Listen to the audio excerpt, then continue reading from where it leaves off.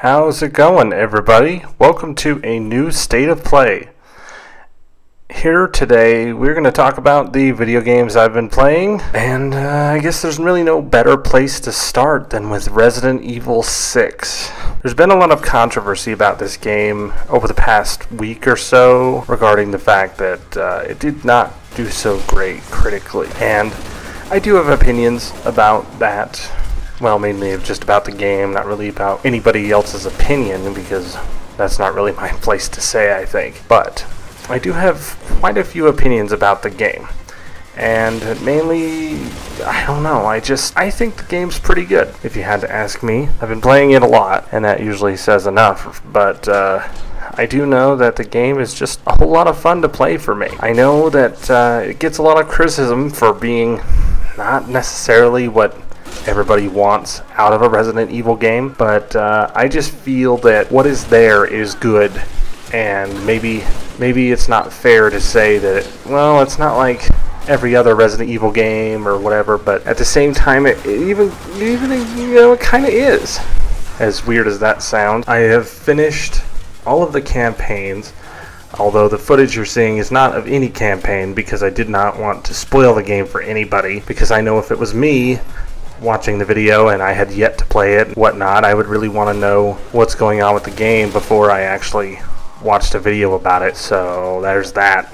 So instead of campaign, I am showing you Mercenaries. And Mercenaries is something that started with Resident Evil 4 ever since the game sort of switched styles and became more of an action game. And with 6, the Mercenaries mode is probably better than ever. So that's pretty neat. I don't want to spoil anything by talking about the characters too much, but the level you're seeing, you unlock that after completing all of the campaigns, at least all of the main ones. So you can't play it right from the start. Hoping for more DLC for Mercenaries and maybe even some campaign DLC in RE6. I'm sure it's all planned. I mean, this is Capcom we're talking about here. But yeah, with Resident Evil 6, I just think it's a really fun game to play, and I just think that it's a game that people really need to try for themselves, because I don't want to say that the reviews were unfair, but I just think maybe they were just a bit too harsh on it, and maybe, I don't know. It's just like there was a lot of stuff in the reviews that I read that I just didn't experience, so it's very hard for me to be like, well, the reviews were right, when I have not experienced any of that. So I'm just going off what I know and what I've experienced. And what I've experienced, this is a pretty fun game. Not without flaws. There are plenty of flaws. Don't get me wrong, especially in Jake's campaign. There are quite a few flaws in his campaign. It's probably the weakest of the 3. And if you've played it, you know what I'm talking about. So, but the others, not bad. Not bad, really. So that's Resident Evil 6. Moving on, I just want to touch upon a few of the Xbox Live Arcade games I've been playing. And we'll start with Nights into Dreams HD, which just released last week. And it's a pretty fun game, except for the fact that I have no idea what I'm doing. I know you're supposed to go around and just like collect stuff and then smash into things and then collect more stuff, but I guess I just don't get it really. Like, the point? I don't know.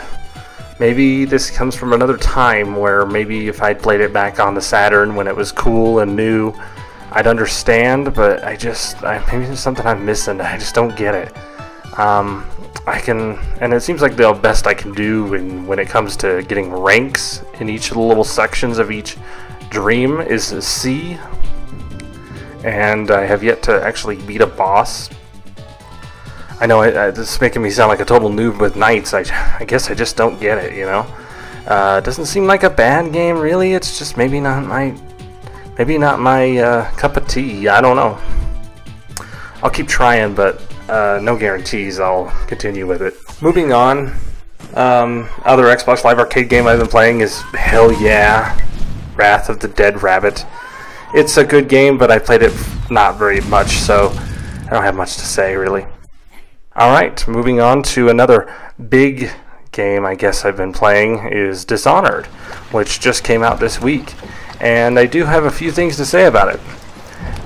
Mainly the fact that it's just really kind of fun to play, you know? It's just, I don't know. The story is fairly interesting so far, even though I haven't really gotten too far into it. It's sort of a, you know, a revenge story that's pretty interesting. I won't go into too far into spoilers, and I recorded a very early portion of the game so that you're not spoiled by any of it, or not much of it anyway.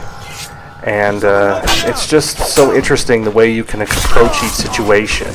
I really do appreciate that, and a lot of games say that they can do that, but then it just turns out being a gimmick, so I don't really take that much into account. But with Dishonored, I've actually been pleasantly surprised by how much it actually does matter, you know, and whatnot. But Dishonored is just a fun game. I mean, as you're seeing in the footage, it's like, okay, you can run into the situation recklessly and with no real thought, and you can fight guys with your sword and your guns and whatnot if you'd like, but it's going to be much harder to do.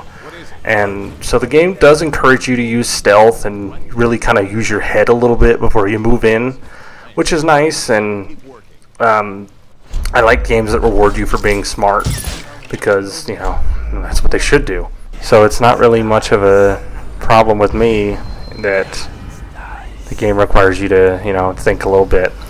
And it does reward you for thinking ahead, so that's good. Before I repeat myself, you know, I just wanted to say I've gotten to the first real, like, assassination, and that was very interesting. You know, it was a major story event, but you could still kind of change how you wanted to go about it depending on, you know, what you wanted to do. I thought that was very interesting, because mostly in story events in games like this, you don't really get much of a choice, so it was actually very good that you got a choice. So I would definitely encourage anybody who's on the fence, probably pick it up. I don't think you'd be much disappointed if you've liked what you've seen of the game so far. I also like how much weapon variety there is in the game, and it really makes the game just all that much more fun to play. So there you go. Alright, and lastly, I'm just going to wrap it up, I guess, with a couple of PSN games I've been playing. I do have PlayStation Plus, so I do download things from that once in a while, and this month one of the new games was NFL Blitz, and so I tried that out, and it's sort of like the older NFL Blitz games, which I actually thought were pretty fun. But I don't know, maybe my tastes have changed or whatnot, but it just doesn't seem as fun anymore. I don't know. I mean, I'm not a Madden guy or anything like that. I just maybe Blitz just isn't my thing. I don't know. It's okay. I mean, it could be fun with a friend or something, but I don't really see myself spending too much time with it. Other than that, I did spend a little bit of time with Double Dragon Neon, which I had a little bit of fun with. It's sort of a throwback, you know, the old style of beat-em-up games that you don't really see much of anymore, and just ends up being really fun. It's one of those games that I probably won't spend a ton of time with, but I'll probably come back to it every once in a while and finish it up one of these days. But the only real big disappointment I have with it is it doesn't have online.